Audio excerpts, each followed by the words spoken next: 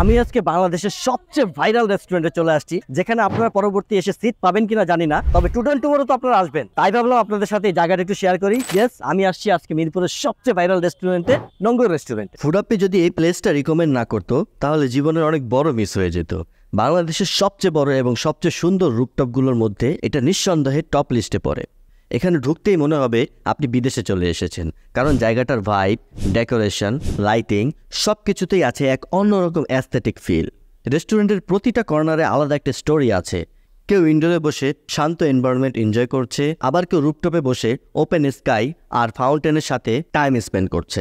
এই ঝর্ণাটা কিন্তু পুরো রুপটপের মাঝখানে, আর এর পাশ দিয়ে যে ওয়াকওয়েটা সেটা দিয়ে হেঁটে গেলে একদম সিনেমেটিক ফিল হবে। আর্কিটেক থিমে এই ক্লাসিক কারটা জোস মানিয়েছে। ফ্রেন্ডস অ্যান্ড ফ্যামিলি এর কোয়ালিটি টাইম স্পেন্ডের জন্য এই রুপটপ টপ নচ। আর যারা আমার মতো ফটো তুলতে ভালোবাসেন তাদের জন্য এটা একদম পারফেক্ট একটা স্পট।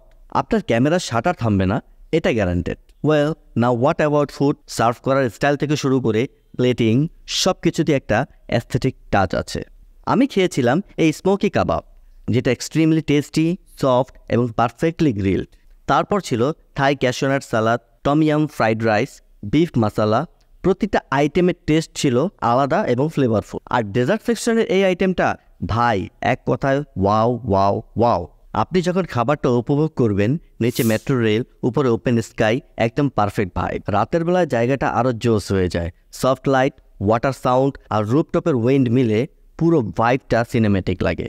উপরে বসে আপনি যখন মিরপুর সিটি দেখবেন তখন বুঝবেন এই রেস্টুরেন্ট শুধু খাবারের জন্য না, এটা কমপ্লিট ওভারলোডেড বিনোদন একটা প্যাকেজ। লোকেশনটা হচ্ছে মিরপুর 12, পল্লবী মেট্রো স্টেশনের ঠিক পাশে, নুর ইসলাম মোল্লা মার্কেটের রুপটপে।